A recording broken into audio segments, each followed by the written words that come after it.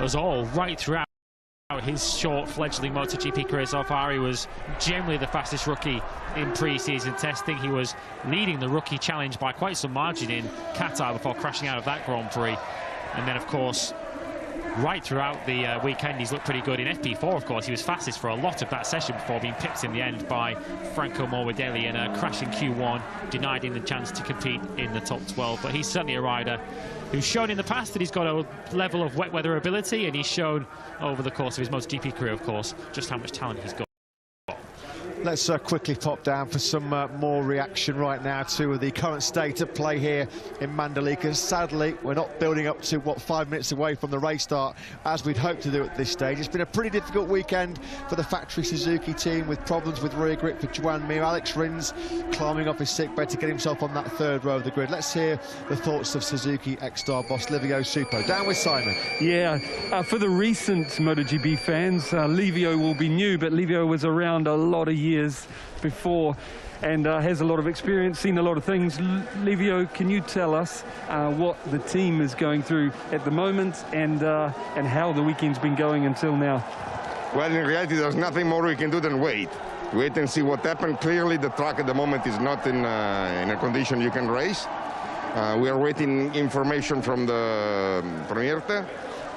But really, of course, bikes are already set up for the wet, but there's nothing you can really do at the moment. When you say bikes, you change both machines for both riders, or you change just one? One, but then we will see. Okay.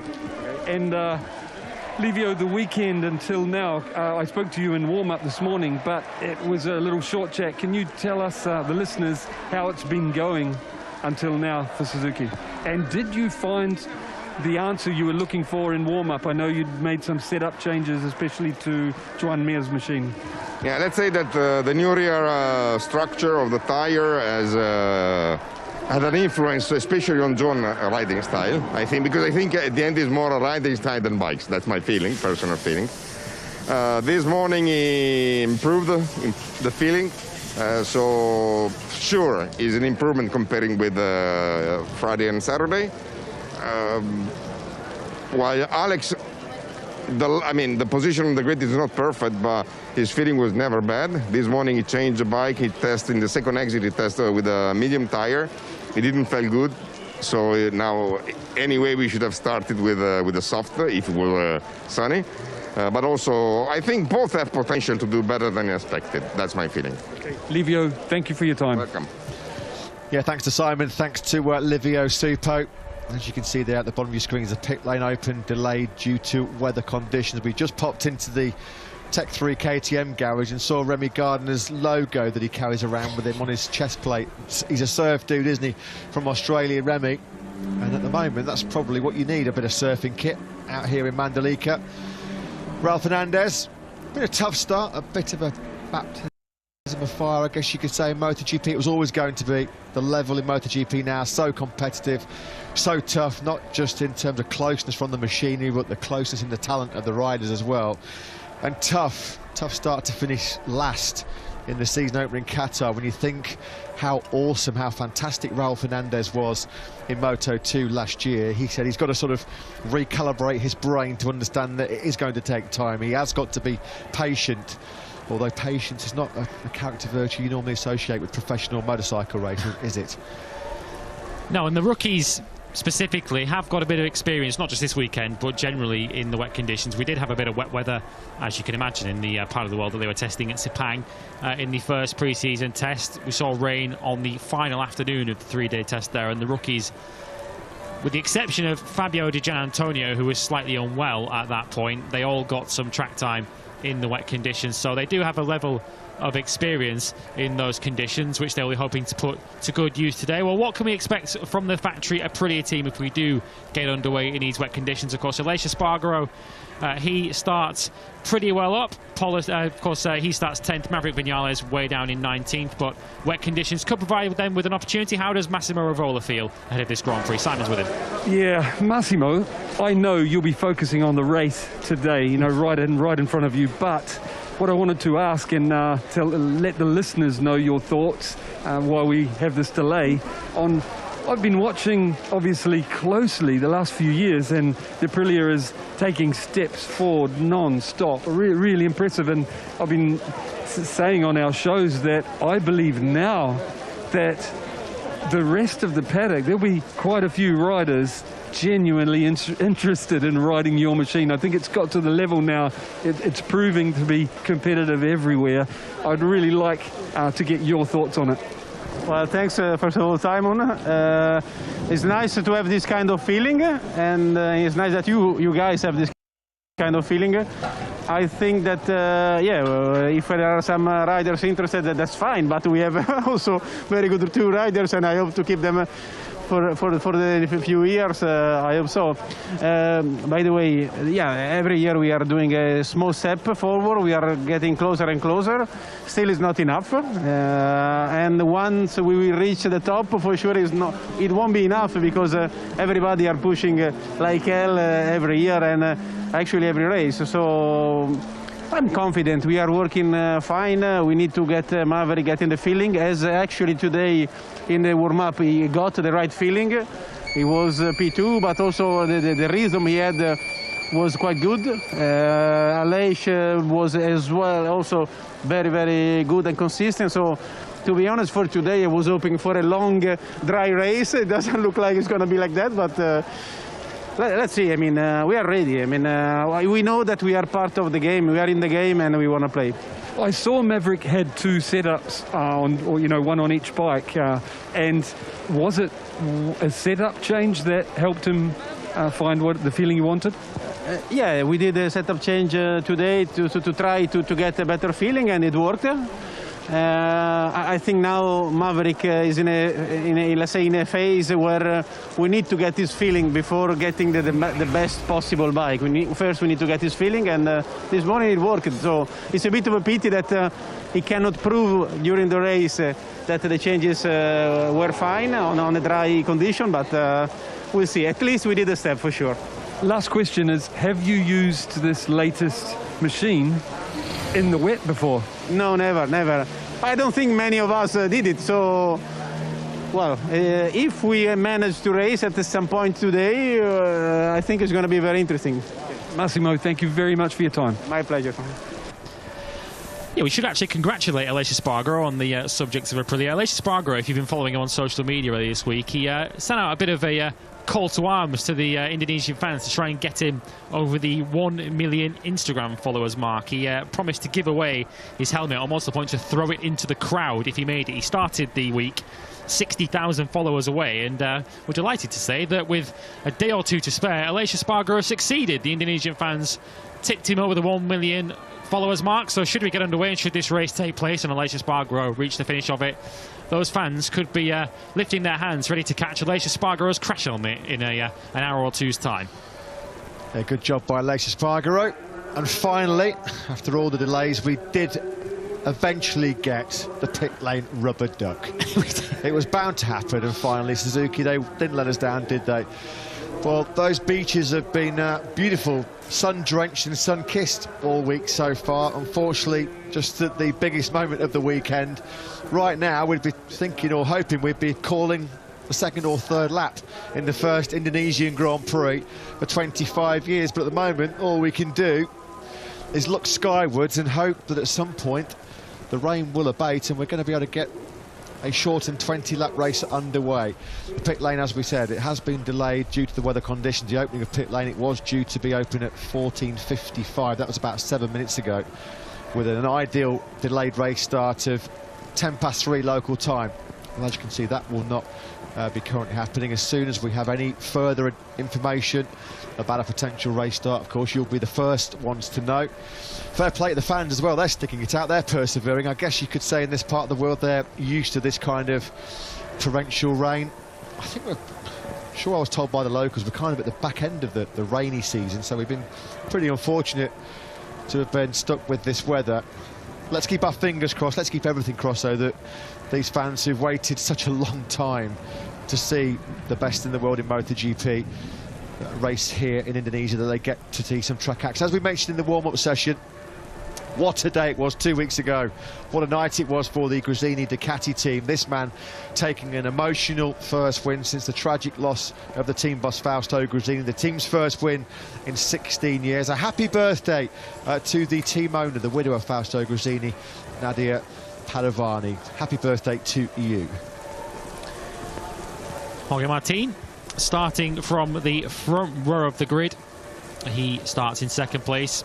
It's the first time he's started from a front row where he's not been on pole position, of course. He's talking us through his strategy, I think, for the race.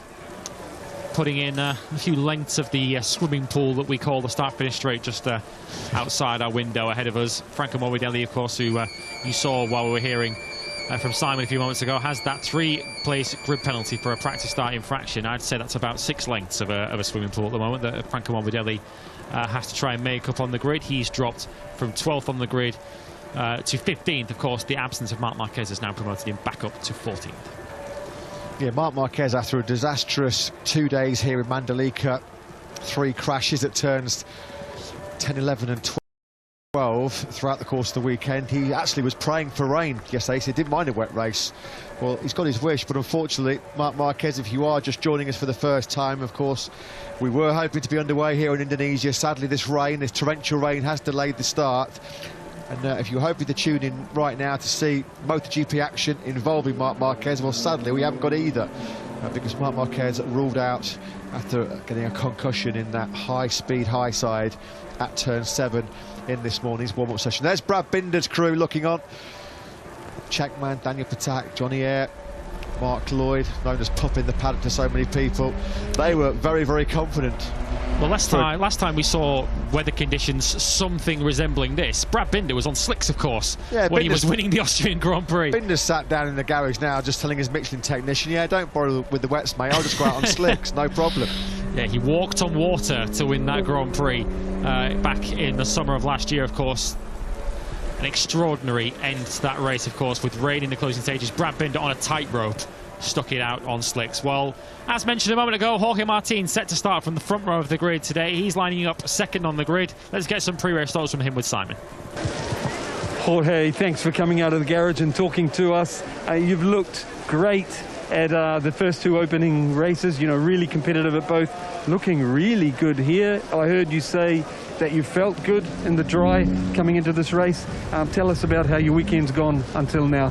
Yeah, sure. From the first moment out on the track, for sure when there were some mixed conditions, I was struggling a little bit to get the confidence, but when it was full dry, I was really competitive. Our main issue was to find the perfect rear tire.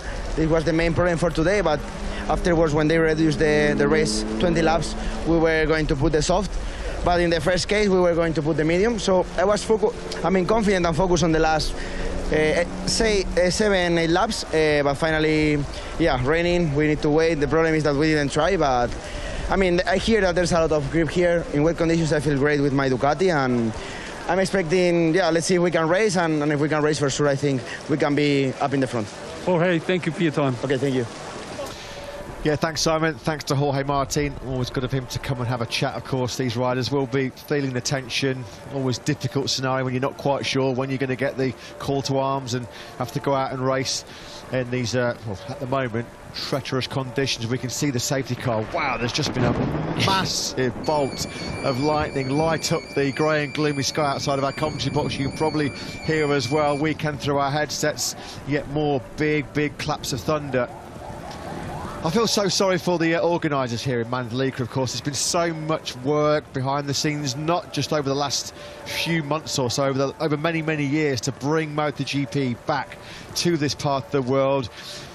Friday night and Saturday night, I was looking at the rehearsals for the new grid ceremony, which we saw for the first time in MotoGP in Qatar, where we get to see the Tower of the Champions Tower Trophy, the race-winning prize here in Mandalika, of course. The president himself is present here today and was going to be part of that special new grid ceremony. Unfortunately, these torrential rain conditions have curtailed all that. Such a shame for so many people.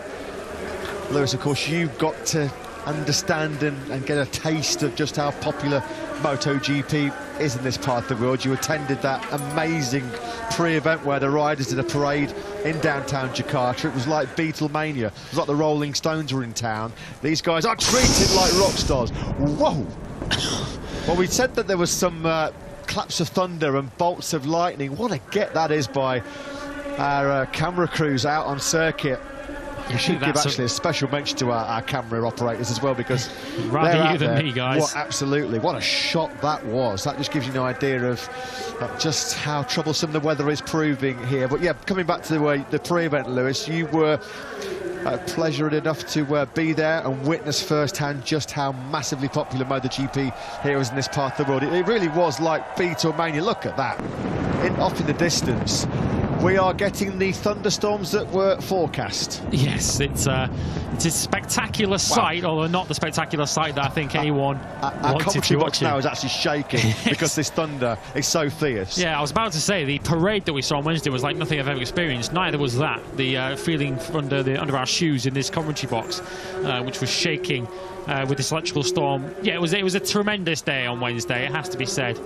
The reception the riders got was like nothing I've ever experienced. The parade that took place early that morning in Jakarta from the President's Palace, the riders got to meet the President here of Indonesia and have some breakfast with him before they headed off through the streets. And I spoke about this earlier on in the weekend. There was a real Tour de France sort of vibe to it, with the fans lining the side of the road with the ability to give high fives and fist bumps to the riders. They put on a great show as well for the fans who came out to watch. We saw Marc Marquez, Pecco Bagnaia, Jack Miller doing burnouts and giving them some real entertainment. And you just got the impression that this was amongst the best experience of some of these people's lives. They really do live and breathe MotoGP in this part of the world. Perhaps only football rivals MotoGP and motorcycle racing as a whole for popularity in this part of the world. They really do get behind it, and it's fitting that MotoGP does race in this part of the world.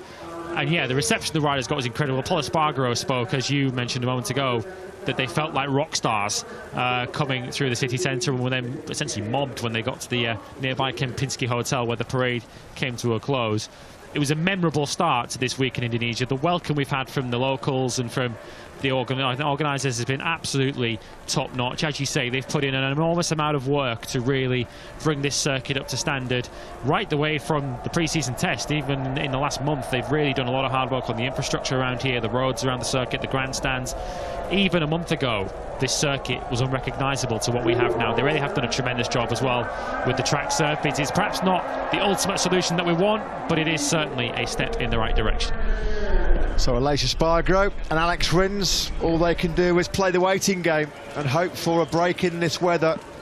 As we said, those thunderclaps are getting so ferocious, our commentary box was literally shaking. That's no exaggeration. I'm actually relieved that our dear colleague Amy Reynolds is actually not here. She's pretty fond of the old thunder. I hope you're well back in the UK, Amy. Of course, we're looking forward to hooking up with you again when the European season kicks off in Portimao. Love to Sam and Freddie, and you will be relieved, I'm sure, watching from home, that you are back home in the UK and not experienced this torrential thunderstorms. To continue to give the latest updates then to the paddock and the pit lane.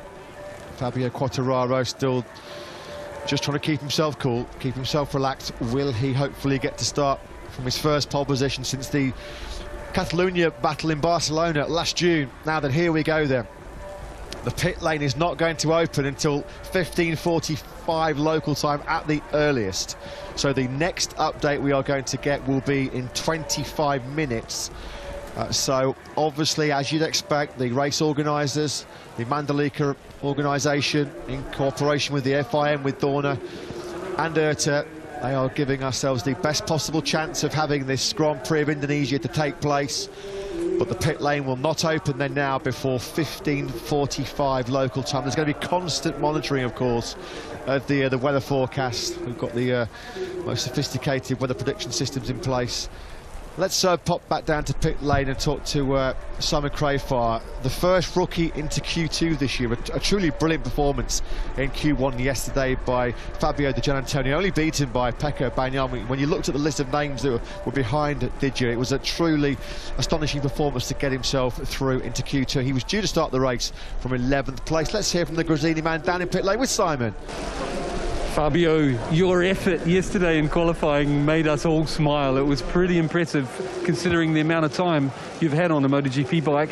I'd like to ask you, well, I'd like to hear what that was like, you know, putting that lap together, and what it's like sitting here about to go out in a wet race soon, and you've never ridden in full wet. So tell us about those things. Well, I was so happy about yesterday because from Qatar we did a great step on the setup of the bike, and I was really confident, especially on the front, so I could push really hard on especially in the qualifying for time attack. Honestly, in Q2 I was not, let's say, 100% because I did FP3, FP4, Q1 also in Q2, so I was a bit tired, honestly. For this also I couldn't reply the 31.6 of the Q1, but yeah, it was a great lap, honestly. I was super happy about that. And yeah, I'm here waiting. Honestly, it's a pity that at the moment we cannot race because the conditions are what they are. But I'm just waiting. For sure, before a race, you are always so focused and try to be in the zone. But now everything is a bit lost, you know, because we are just waiting. We don't know what to do.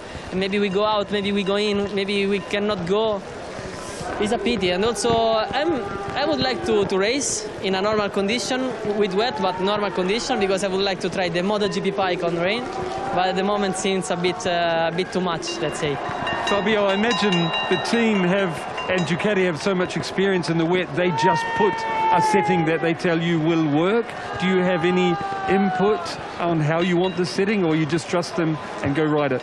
Well, for sure we start from our base setup of the dry, and we do all the modifyings for the wet.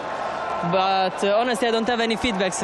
Also, then said to me, go out and enjoy, because we don't know anything. So also for me, it will be my first time, and yeah, I'm waiting. Fabio, thank you for your time. Good luck this afternoon. Thank you. Thank you. Scenes you didn't expect to see at 3:15 on race day Sunday at the Indonesian Grand Prix.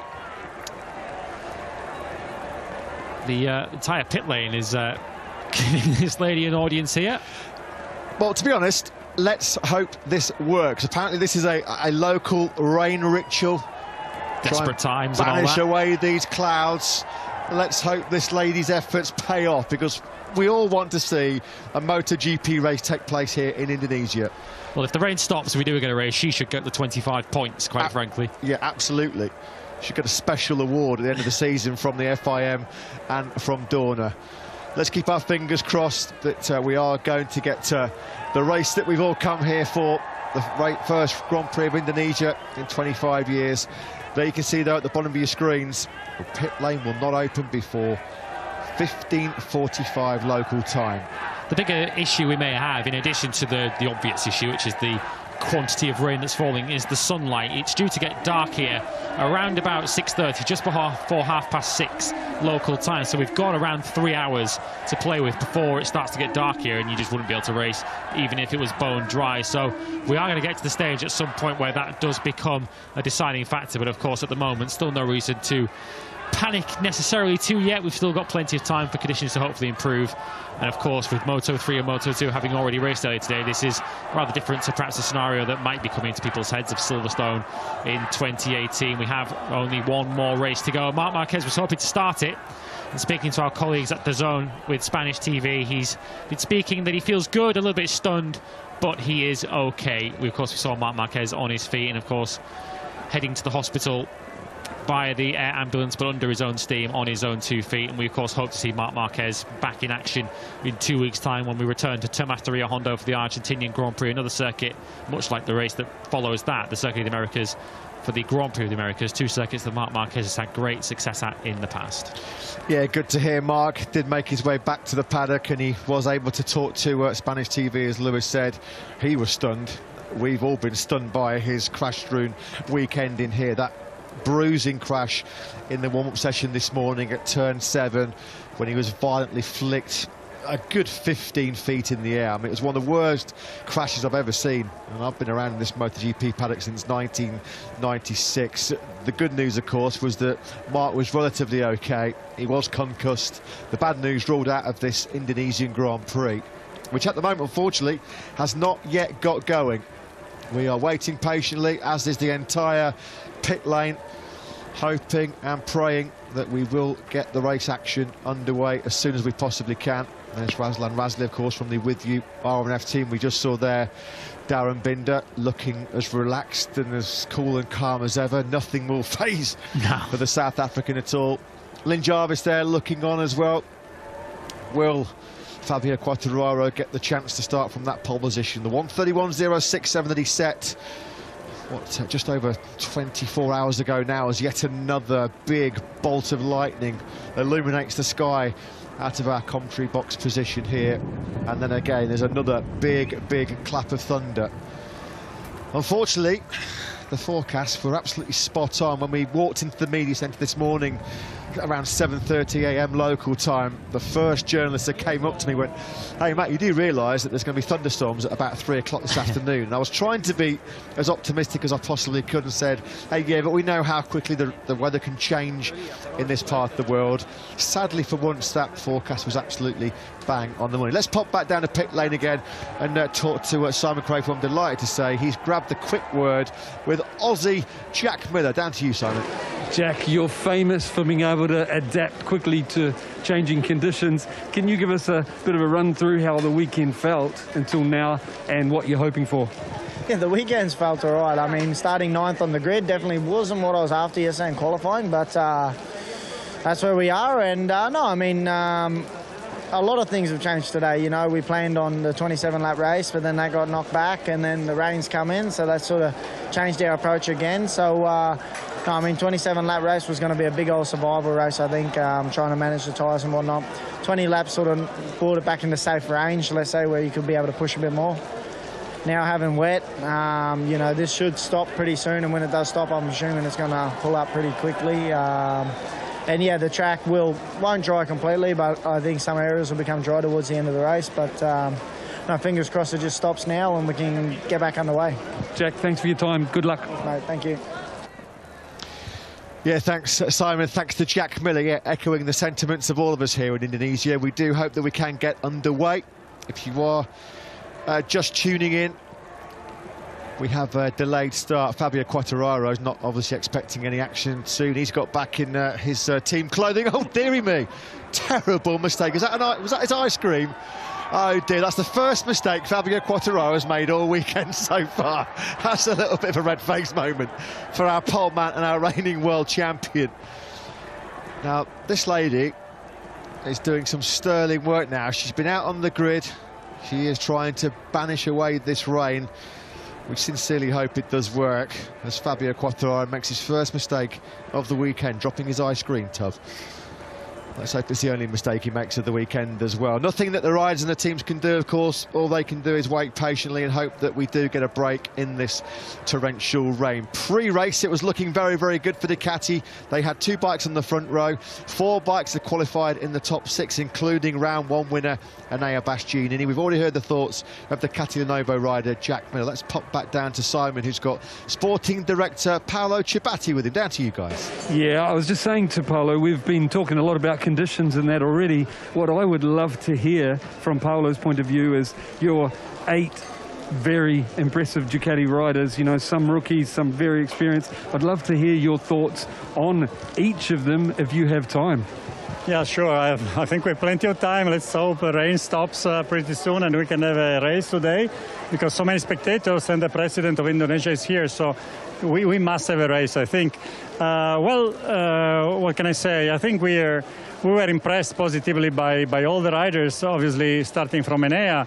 You know, he did a fantastic job in Qatar, riding impressively. It's his 2nd season in MotoGP, but for sure to be able to qualify good and then to be so strong in the race and make no mistakes was amazing. Unfortunately, if we talk about Pecco and Jack. Obviously, Pecco had that crash. You know that we were trying a few things during the weekend, so probably our riders lost a little bit of confidence, so they couldn't really feel comfortable on the bike. And from Jack's side, unfortunately, he had an electronic problem, so our fault. Here, I think we saw that we had 7 riders in the top 12, and the 13th rider is another Ducati 𝗸𝘁. So, I mean, all of them super fast. If we go back to 𝗸𝘁 and Marini, I think they showed here that they can do very good, especially Marco is impressive here.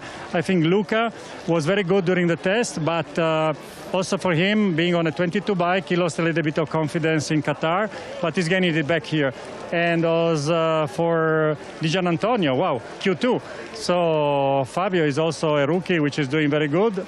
And obviously the Martin Zarco, we don't need to say much because they have been so strong all over last year, and they continue to be very, very strong here, starting from the first row. So I think we will have a wet race. I think it's probably in a way better for us because if they do a shorter race, 20 laps with Fabio Quartararo, I think it would be very difficult if they can get a good start because he had an impressive pace on dry conditions. This conditioner, I think, will help us a little bit more. And then we see, obviously, rainy condition always a kind of risk and gamble. But all our riders are very comfortable in these conditions. So looking forward to the race. Paolo, through testing, winter testing, it looked like you had found a faster engine, and Ducati never stopped developing. We see that. It looked also that the riders lost a bit of confidence, as you said. I can imagine soon that bike will be better than the 21 bike, but have you found the direction now, do you believe? Yes, as you know, there are 3 different options of Ducati engines available this year. There is a 21 version, which is what the Gresini riders and 𝗵𝗸𝗁 have. Then there is what we call hybrid version of 2022 with some features of a 21, and this is for the 2 factory riders.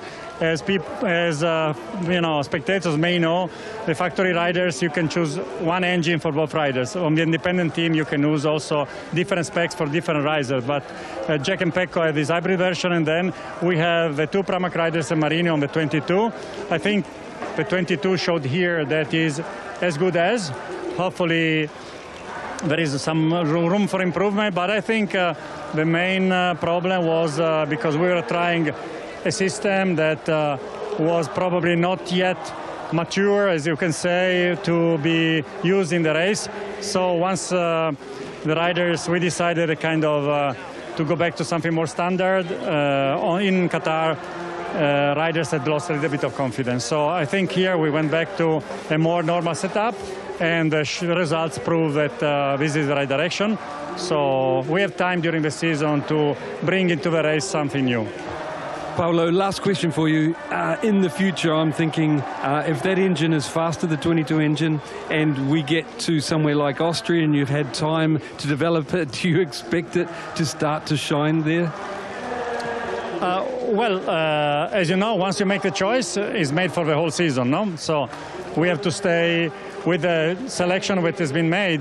And obviously, we think, honestly, to be totally transparent, it's so difficult to improve an engine like the engine we were using last year, because it already reached a very high level of performances. So obviously, engineers always try to do a little bit better, but sometimes the difference is really small. So it goes back to the feeling of the rider on that engine more than on the actual performance. Paolo, thank you very much for your time. Thank you. Thanks to Ducati Lenovo team manager Paolo Ciabatti with Simon Crafar. We just saw there is the president of Indonesia. That's how big this event is for the nation of Indonesia, Mr. Joko Widodo, present, hopefully to see some premier class race action here. The local announcers are doing their best to keep the fans entertained. We've just heard them there, I think, just singing the national anthem. Of course, this was a man who rode with 20 riders on that special parade in Jakarta, which Lewis attended.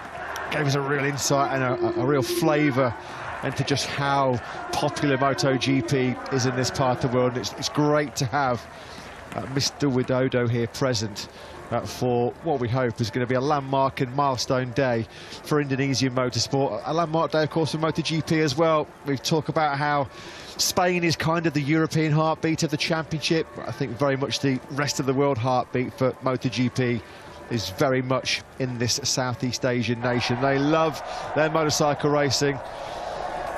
Marc Marquez flags waving. Unfortunately, when we do get underway here in Lombok, we will not see Marquez in action.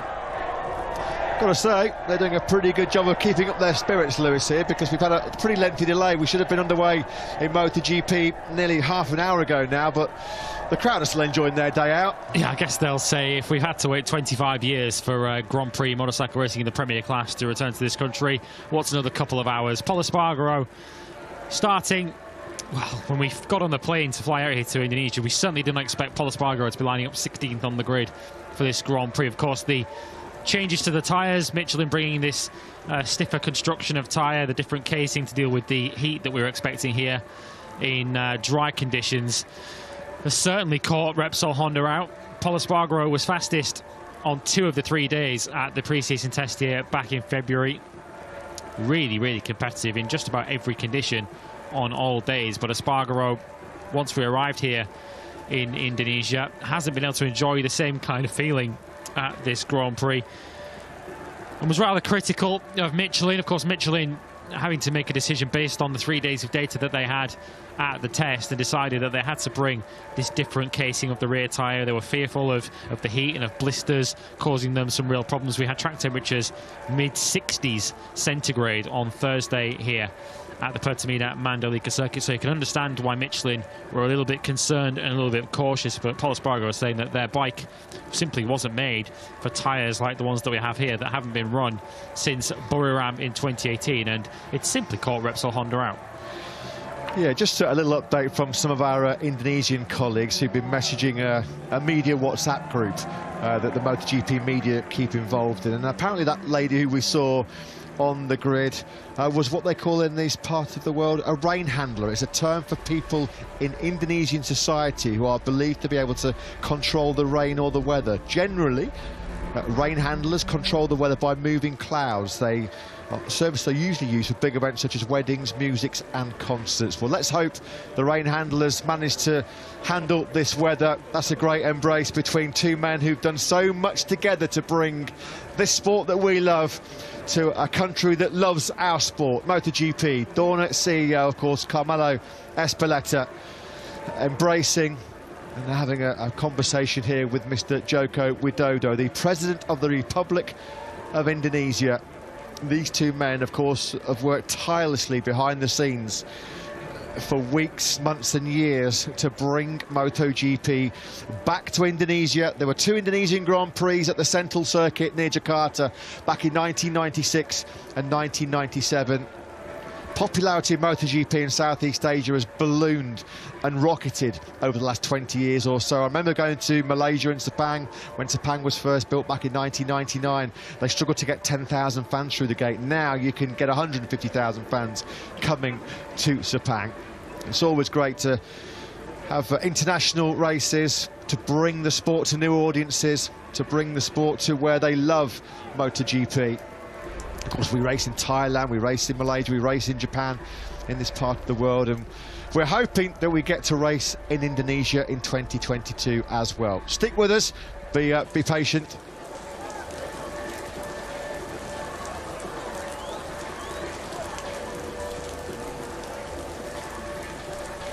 It's been one of the regrets, hasn't it, amongst many of the last 2 or 3 years, of course, with COVID-19. Of course, our hearts go out to everyone who's been affected over the course of this pandemic, but of course it's prevented MotoGP to coming to places like Sepang, and of course we're waiting later in the year to go to Motegi and to Buriram, as well as you mentioned, and Phillip Island. Very, very popular venues with very, very passionate support, where we're hoping to be able to return to later in the year. Has Fabio Quartararo stolen your flip-flops there, Lewis?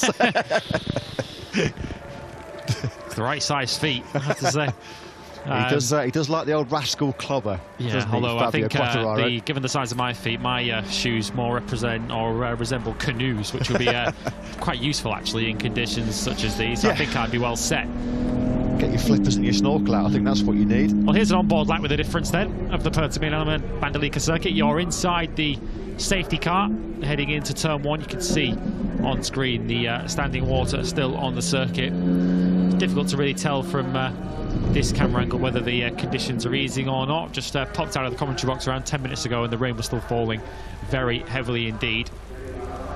Of course, they're trying to clear some of the water, do whatever they can, of course, so that once conditions, if they do improve to the stage where we can go racing, the track conditions don't take too long to sweep up and clear some of that standing water away. So they're really working round the clock here to keep the track in as good a condition as possible. So once we do get notice that a race start could be possible, that quick restart procedure, that 15-minute start procedure, can be commenced.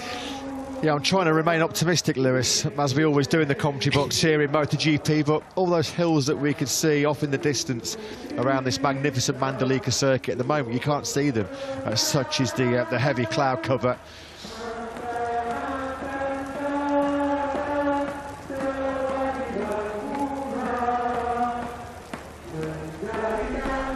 The local authorities and the local organisation, as we said, they're doing their best to keep the fans entertained in the grandstands. This is Franco Uncini and 𝗺ऱ्ossi.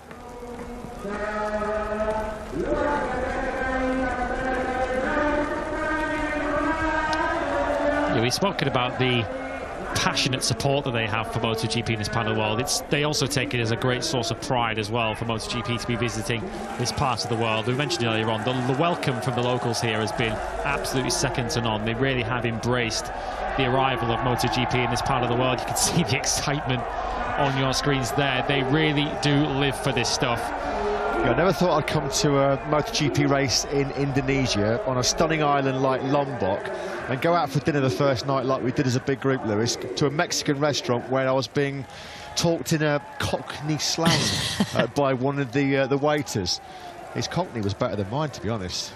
Top man. As you say, we've had such a fantastic reception here in Indonesia. It's a long, long wait that we've had to endure before the World Championship came here 25 years ago. That's such a long time ago. That was my second season in the paddock, 1997. Blimey, I was a whippersnapper back then, 24 years of age. I feel like a proper old man now. So I wonder what the debrief will be then as they return to the pit lane. Of course, we're expecting perhaps the next update very, very shortly. Well, it's a bad sign, isn't it? You can just see the pace of those windscreen wipers on the BMW safety car. That gives you an indication of just how strong the rainfall is still falling. Franco Uncini and 𝗺ऱ्ossi, they've done a fair few laps out there already, haven't they? So there's a further update then that's just filtering through from race direction. Initially, the pit lane wasn't going to be open before 15:45 local time. It's now 15:36. That's been pushed back by a further 15 minutes at least. The pit lane will not open before 4 p.m. local time now. So that's about another 24, 23 minutes away. As we say, we'll keep our fingers crossed that by that stage of proceedings, there will have been some break in this weather, and we will finally be helped to hear those 300 horsepower MotoGP bikes fire up and power around what will be a wet Mandalika circuit. But let's hope that these fans get what they've come to see. This man fighting hard to retain his MotoGP World Championship crown. Fabio Quartararo's changed into his civvies, so he's not expecting a restart anytime soon. Of course, he's got half an hour to play with as the Indonesian fans start to show us some of the moves. Whether that's a dance move or whether he's simulating twisting the throttle of a motorcycle, I'm not entirely sure, but either way, some quality dad dancing to fill your time, and it's certainly entertaining. Fabio Quartararo, I'm not sure whether he's going to engage in a dance-off with this guy. He is a little bit. He's showing some of his own moves. Brilliant. Absolutely brilliant. Fabio loving it. We're certainly loving it. That's going to help ease the tension and ease the stress that will inevitably going around it. Yeah, you're famous. You've had your moment in the spotlight here in Mandalika. He's got some moves, that guy, hasn't he? There's nothing going to dampen the enthusiasm of that He's man laying there down the gauntlet, in isn't the he? blue T-shirt. This is. Can we have a dance-off, please, between that man in the crowd Come on, and Fabio Quartararo? Come on, let's have a Strictly Come Dancing show getting underway here in Mandalika. How come it's taken us so long to find this guy? Absolutely brilliant, loving it. We've loved life in Lombard. Yeah, come on, let's keep going. Superb. Fabio Quartararo, he absolutely loved it. Come on, Fabio, we need to see your moves. We know you've got great moves out on circuit. Let's see some off-track swagger. Come on. We know you've got it. We know you've got those moves in you. Oh, he's not going to do it, is he? Maybe we'll see them on the podium later on if he ends up there. Yeah, absolutely. Maybe he's a little bit too frightened of being shown up by the the guy in the crowd. Some refreshments being taken on board by our round one winner, 𝗵𝗶𝗸. Is he going to get the chance to add to his 25 points already collected in Doha? There is the story, unfortunately, of the afternoon here in Mandalika. We did get a Moto3 Grand Prix, we did get a shortened Moto2 Grand Prix, and then just towards the back end of that Moto2 race, actually there was a few rain spots, wasn't there, in that Moto2 battle. You could just sense that those grey ominous clouds that had started to close in on us, they were going to have an impact on the start of this MotoGP race, and unfortunately that is exactly how it materialised, how it panned out. So that's the latest info that we have. Bang up to date on your screens there at the bottom of your picture. The pit lane will not open before 4 p.m. local time.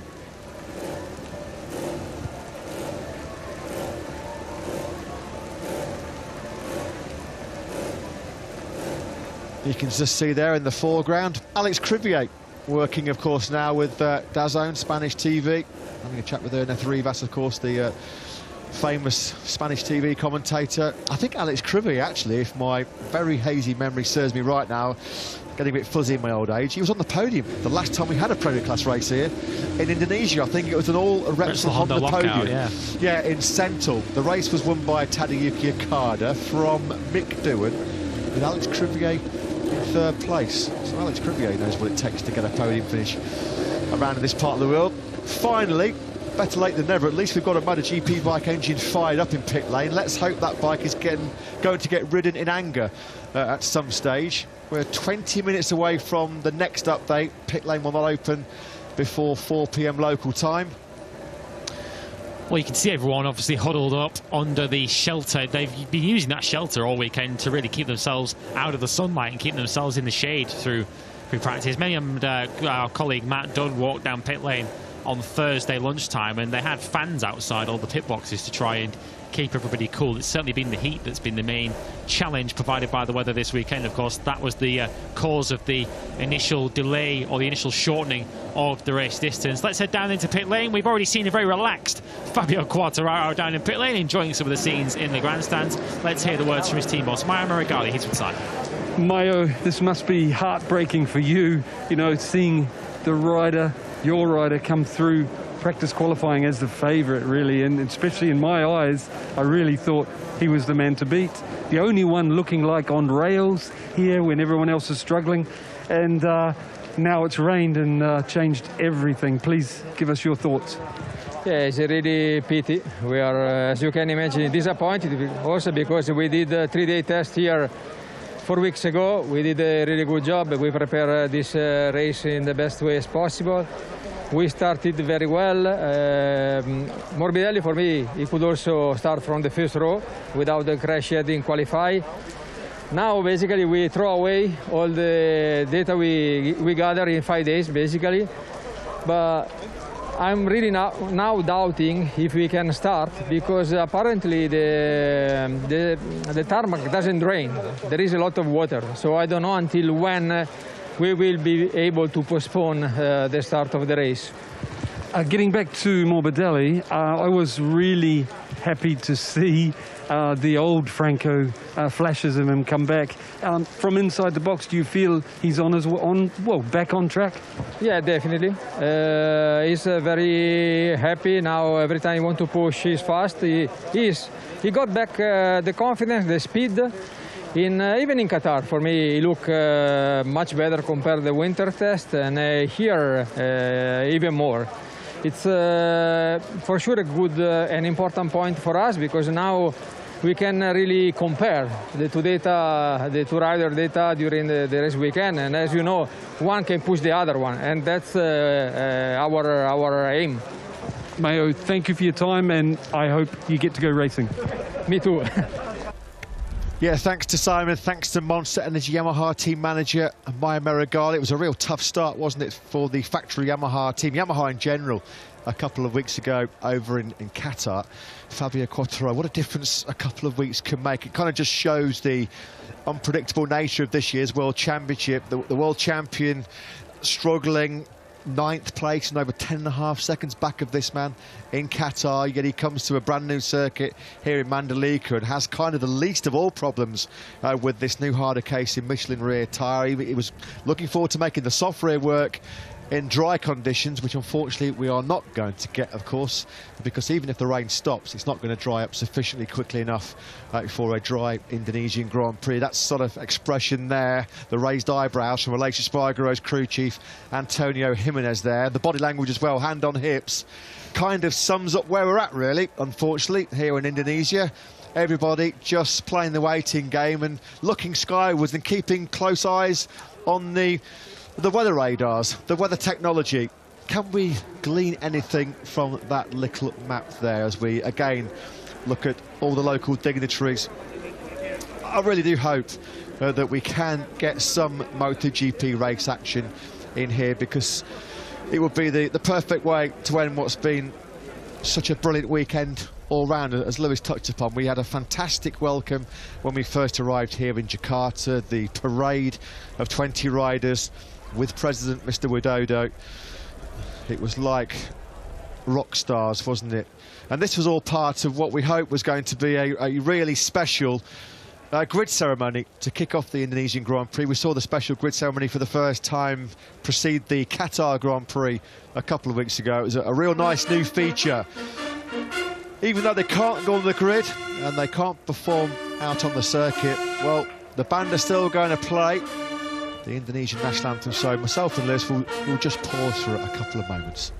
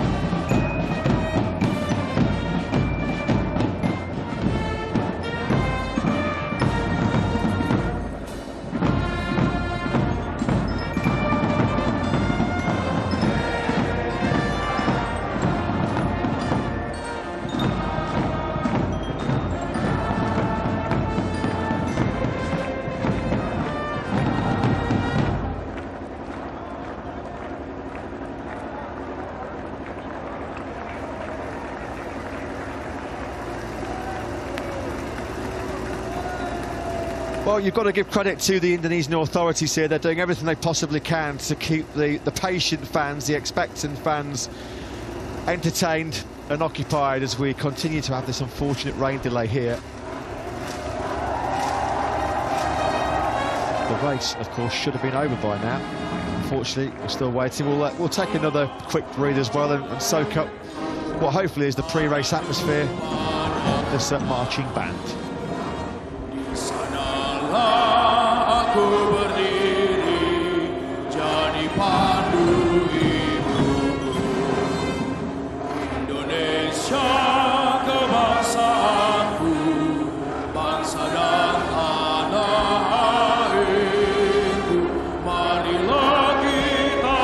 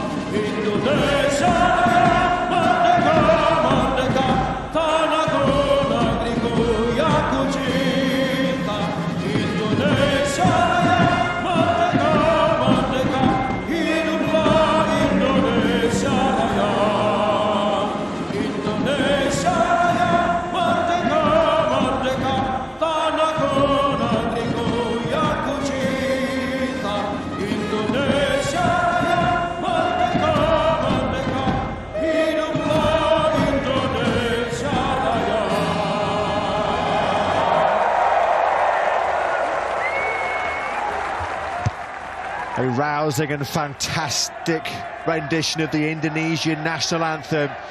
Some positive news to bring you as well. It looks like the rain just has started to ease off.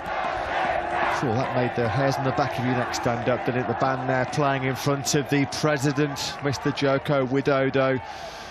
The fans putting their heart and soul into that national anthem as well. What a picture that is. Great scenes here. That's why we are so desperate to give these fans the show that they came for, the show that they have been waiting for 25 years. We're 10 minutes away from what we hope will be the pit lane opening. And this is the reason why we have the new 15-minute start procedure in place, the shorter start procedure, is if there is a window in the weather where it does ease off, they want to make the most of it, because of course there's every chance if it does ease off that the rain could intensify once again later on. So a sensible application of the rules, where if we do get a little bit of a gap in the weather where we can get a race, and it's important to capitalise on it as soon as we can. The fans there getting the pictures that they'll cherish for many a year to come. Hopefully they'll get some pictures of MotoGP bikes being ridden in anger around this Mandalika circuit. There has been a little bit of a break in the torrential rain. Let's hope those clouds can clear off and we can get some race action coming up. We can hear a few MotoGP bikes just being warmed up in the pit lane. That's got the fans cheering, and this will hopefully get us all cheering, because the new schedule has just been released. There you can see on your screens, pit lane will open as we'd anticipated and as we'd hoped at 4 p.m. local time for a race start at 4:15 local time, so about 75 minutes after we'd hoped to have the Grand Prix of Indonesia underway here in Mandalika. But let's hope that finally this easing of the rain means that we will get this much anticipated, this much expected and much hyped Grand Prix of Indonesia here in Lombok. Fabio Quartararo will be rushing off to change back into his leathers, of course, having enjoyed the dance-off that was taking place in the grandstands. Of course, much like you guys back at home, I'm sure you all much rather watch motorcycles go on the racetrack and hear us talk over them. But yeah, we hopefully will be only just under 25 minutes away from the race getting underway. Pit lane then due to open in just over 8 minutes time, and that has got the crowd up on their feet. Yeah, the local circuit announcer just confirming the news that we have just brought you sitting at home. We thank you for your patience wherever you are in the world. We know some of you, particularly in Europe, have had a pretty early start to watch the race action. Hope you've got some strong coffee on board and you can now enjoy what will be, of course, a shortened 20-lap Indonesian Grand Prix. You can just still see there on that camera shot, looking at that spectacular Lombok coastline. A bit of rain still falling, but nothing like what we had about a couple of hours ago almost now. Yeah, the rain started to really get heavy around 20 minutes or so maybe following the end of the Moto2 race, which in itself had been shortened. So the riders in that race will certainly have been pleased that that race got shortened, which was due to the track conditions, not due to the rain. It was more due to the very hot temperatures that we've got here, where they decided to shorten the race. That rain could have come just around the end of the Moto2 race had that run to its full distance. So they will have certainly been relieved on that score. Well, we have waited 25 years for MotoGP action in Indonesia, and we're about 25 minutes away now, hopefully, from the start of the Grand Prix of Indonesia at the 𝗺tamina Mandalika circuit. You can see there Loris Capirossi and Franco Ancini. They've had a very, very busy afternoon. They're doing everything they possibly can to try and clear off any standing water that might still cause a problem. You can see in those puddles there, the rain is still falling, but it has eased off. Trust us, ladies and gentlemen. The organisation, both in MotoGP and here in Mandalika, they're doing everything they possibly can to make sure that this race does get underway at our new scheduled time, 4:15 local time. So perhaps we can call that part of the race at the shallow end, can we, of this 𝗺tamina Mandalika circuit. Yeah, they've been working right throughout this delay, as I mentioned. It was important to them that when the weather did break and an opportunity to get a racing did take place, that the track was immediately in a condition that they could get racing as soon as possible. We have seen, and you can see a little bit there as well, back on Saturday morning when we went out for free practice 3 in Moto3, we saw 𝗵𝗸𝗫 have a really big high side out into the gravel chaps, and the gravel chaps were absolutely flooded here. So hopefully they've been keeping an eye on that as well to make sure that there aren't too many puddles that the riders could fall into. If in doubt, get the brushes out. We've just had the Winter Olympics. We might have some candidates for the Great Britain curling team here, or an Indonesian curling team indeed, in the future. We've got the brooms, we've got the brushes, we've got the road sweepers doing everything we can then to get the race underway in, what is it now, 15:54 local time. So in just over 20 minutes time, we should be good to go, all being well here at the 𝗺_𝗳 Mandalika circuit. As Loris Capirossi and Franco Mancini and other Dorna representatives make sure that every aspect, every potential problem corner with standing water is cleared before the riders do head out on the circuit. So who will see this as a big opportunity then, a wet race in MotoGP? The likes of Pol Espargaro perhaps starting down in 15th on the grid for Repsol Honda. Of course, he took his first MotoGP podium in very torrential wet conditions in Valencia. He will certainly see this as a big opportunity. Brad Binder, we've mentioned, of course, he's very, very good in his conditions as well. John Zarco, Jack Miller on the Ducatis will see this as an opportunity. The big question, I suppose, will be Fabio Quartararo from pole position. Just how much has his wet weather riding come on since we last saw him at the end of last season? So finally, we are getting the MotoGP riders and teams prepped and ready to go. They're bringing all the equipment onto the track now. We are going to start the quick start procedure. The pit lane will open very, very shortly. Thankfully, the teams are getting braced for this Grand Prix of Indonesia. Suzuki readying Alex Rins. Let's quickly pop down for an update on the current conditions from Simon down in pit lane. I'm only interrupting because, guys, it really has stopped. Like, I'm standing out here with no jacket, no umbrella, and it's almost nothing coming down now. So I think we're in luck. Great news, Simon. Thank you very much indeed for that. Pit lane opens then in just over 4 minutes' time. And you can also see, just to underline Simon's point, a number of the spectators in the exposed seats at the front of the grandstands have removed their rain jackets and their Macs that were keeping them dry in the torrential conditions that we had for the last couple of hours. So, all being well, we'll be off and underway with the first Indonesian Grand Prix in the Premier class for 25 years. The race due to get underway in just under 20 minutes' time. Fabio Quartararo will line up from pole position then. Let's just run you quickly through the grid that will be lining up shortly. Martin and Zarco for Pramac. There is Jorge Martin, second on the grid.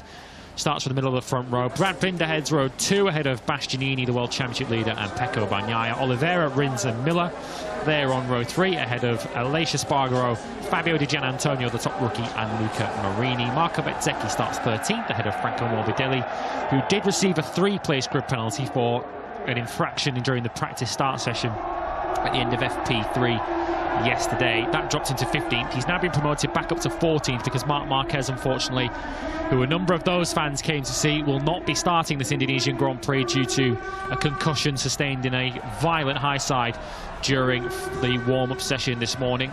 That promotes his teammate Pol Espargaro up onto the 5th row in 15th with Andrea Dovizioso, who's certainly got some previous in wet conditions, hasn't he? He lines up 16th ahead of Joan Mir and Alex Marquez. Maverick Vinales would be 19th on the grid ahead of the 2 Tech 3 rookies of Raul Fernandez and Remy Gardner. Darren Binder is set to start 22nd with Takaki Nakagami in 23rd. They're all, of course, chasing Fabio Quartararo, who starts from pole position.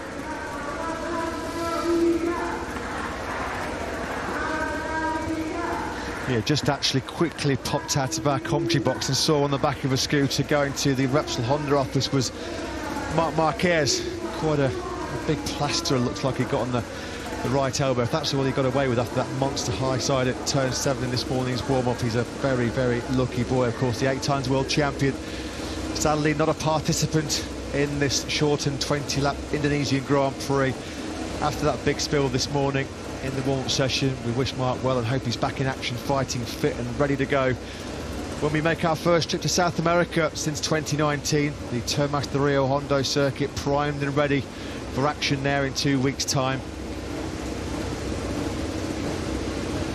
So 90 seconds then until the bikes will head out onto the racetrack, and of course the riders wouldn't ordinarily push too hard on a sighting lap, but you can imagine the riders will be very, very keen when they head out there to get a real idea of what the grip levels are like. Of course, they'll do 1 lap to the grid, and then within 15 minutes of the pit lane opening, we will be off and running with the warm-up lap in this 20-lap Indonesian Grand Prix. Joan Mir boy, has he got some work to do, starting 17th on the grid, although he hasn't felt happy or comfortable at any stage really in the dry conditions this weekend. So perhaps a wet Grand Prix might present him with an opportunity to paper over some of the cracks of what has been a really desperate weekend for the 2020 world champion. You know, although he's been in MotoGP a couple of years, hasn't he, 𝗠ģ? Likewise, Fabio Quartararo, they don't have an awful lot of wet weather experience. This is a journey into the unknown as well for the rookies, the likes of Marco 𝗵𝗫, Fabio Di Giannantonio, Remy Gardner, Darrell Binder as well. They'd have never raced a MotoGP bike in rain conditions. So Fabio Quartararo, for the first time in 9 long months, can't believe we're saying that. He was always the qualifying king of MotoGP, wasn't he, the Frenchman? But he is going to start from pole position in this 20-lap Grand Prix. The number 20 flags waving proud in the Mandalika grandstands. Just listen to the roar. This is what the crowd have been waiting for a good couple of hours now, since the Moto2 race came to a conclusion with spots of rain in the air. They've seen plenty of rainfall since then. The green flag waves, and João Zarco leads the field out for this sighting lap. They'll do 1 lap to the grid, and then at 15 minutes past the hour, the Indonesian Grand Prix will be underway. World champion Fabio Quartararo starts from pole position. Just how much has his wet weather riding come on since last season? Of course, it was his difficulties in the wet conditions and mixed conditions that saw him start the Grand Prix that eventually concluded with him as world champion back at the Emilia-Romagna Grand Prix last year from 15th on the grid. Can he put those problems behind him and give his world championship defence the kickstart that it needs? This is a massive step into the unknown for these MotoGP riders. They've done barely a handful of wet weather laps. Certainly the track wasn't as wet as this on Saturday morning. So this really is stepping into the unknown territory. Who's going to quickly master the conditions? Who's going to take the big risks? Jack Miller, well, you know that he's so good in the wet conditions. He's proven to be strong on the Ducati and the Honda in the past. Of course, it was mixed conditions, and he took that famous win at the Dutch TT in Assen back in 2016. Who else has got really strong wet weather prowess in this field? Frankie Morbidelli's actually not a bad wet weather rider.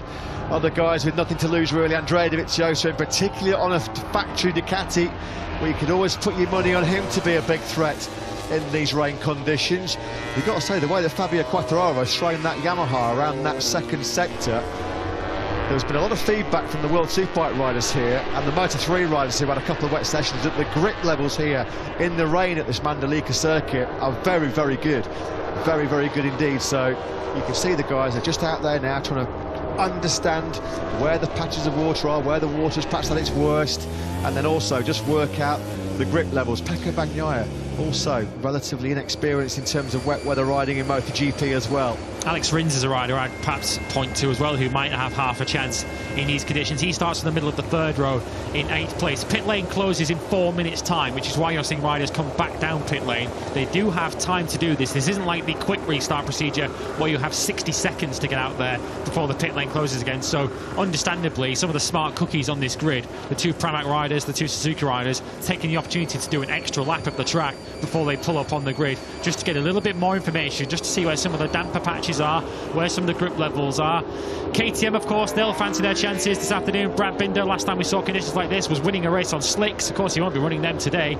Miguel Oliveira also looking good. He starts 7th on the grid. Their team boss, Francesco Guidotti, is speaking now with Simon. Francesco, we now step into the unknown. I'd love to know how your riders go into this race, how they've been feeling in the box, and we do know how in the unknown Brad often pulls out something special.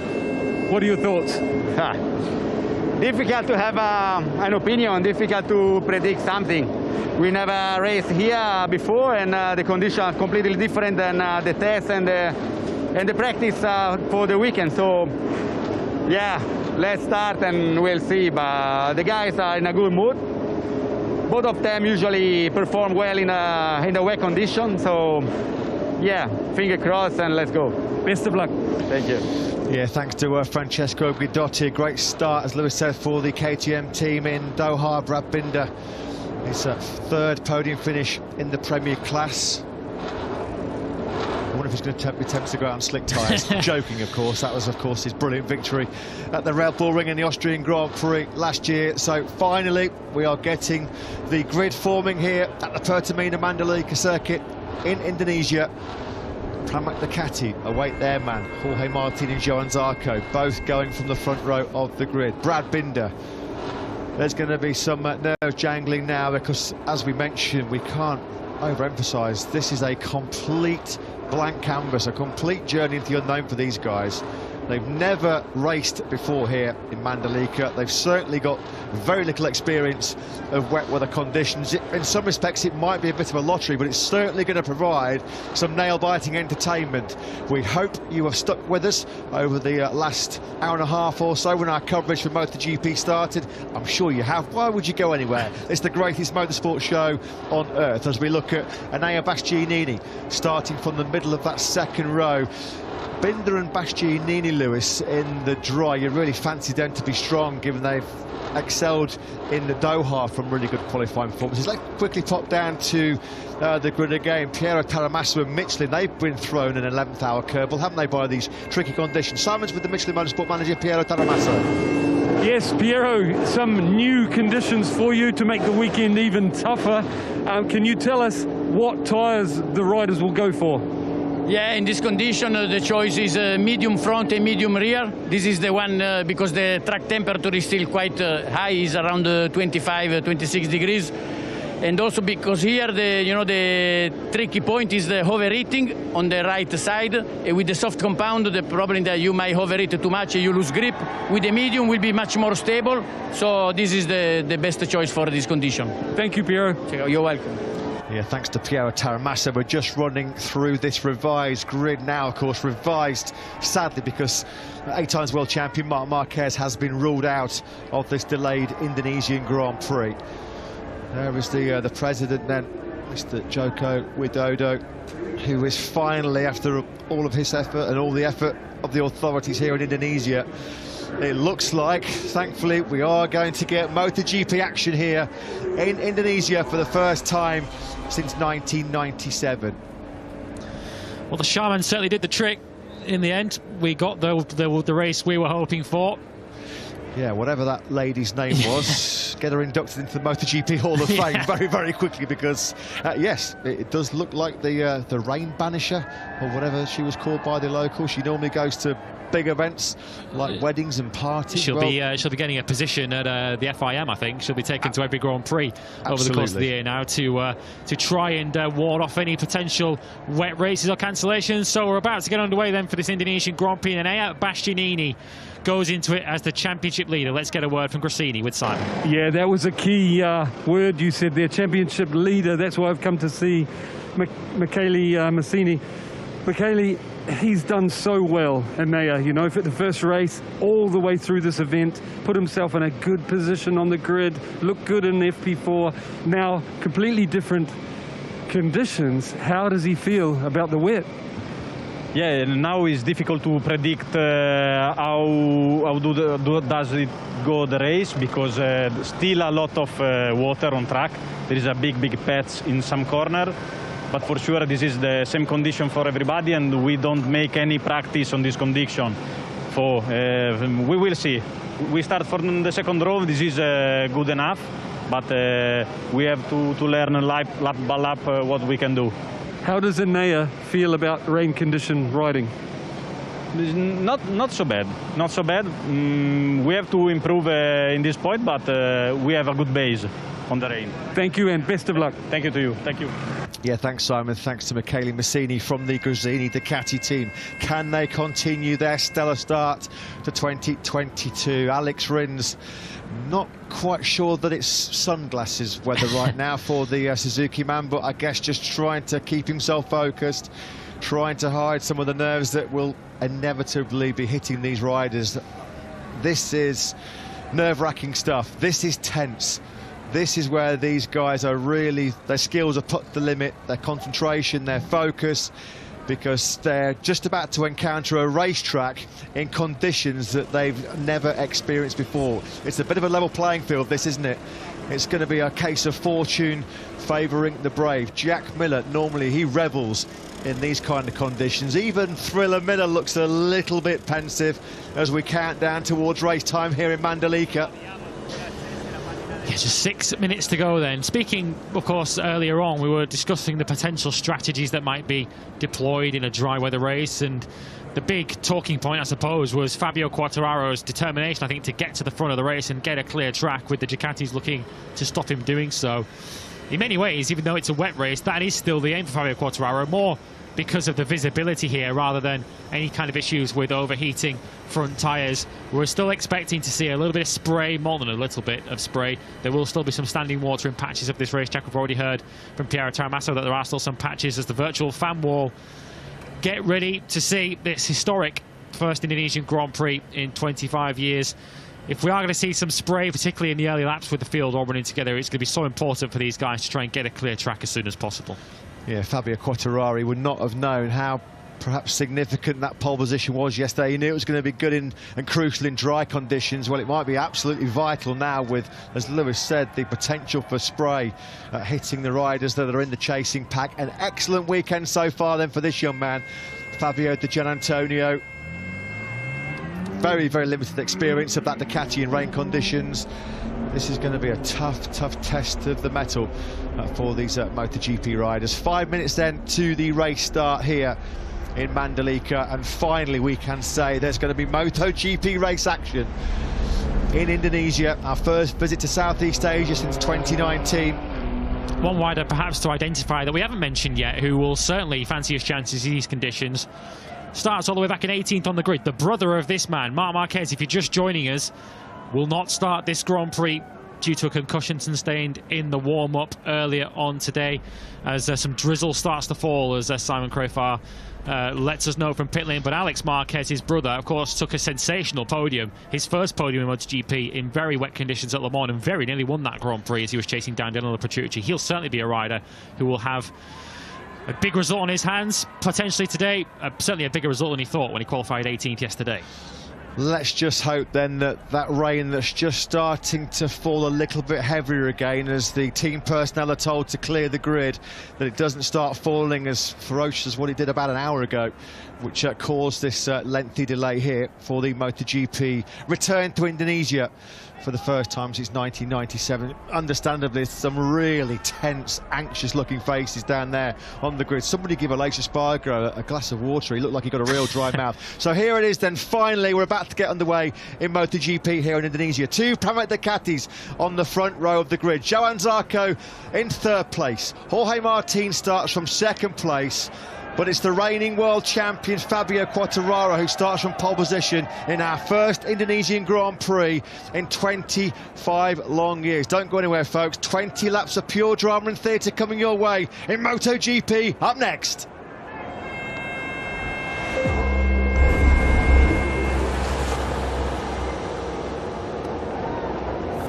Who will be the rainmaster of Mandalika here in MotoGP? Fabio Quartararo, the reigning world champion, starts from pole position ahead of the Pramac Ducatis of Jorge Martin and Johann Zarco. Brad Binder heads the KTM Challenge from the front of the second row ahead of the reigning world championship leader, Enea Bastianini. Keep an eye out for the rookies. They're led by Fabio Di Giannantonio. He starts in the middle of row 4 with Marco Bezzecchi just behind him. Pol Espargaro on the 5th row. He is the sole Repsol Honda challenger in this Grand Prix due to the injury sustained by Marc Marquez earlier this morning.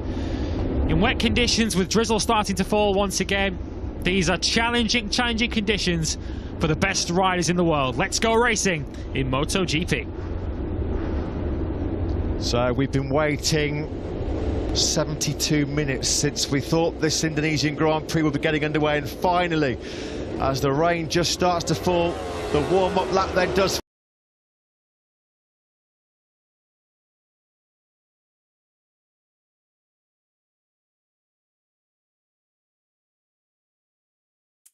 Cemakan kelewatan karena lembur dadakan. Nah, jadi panas kan?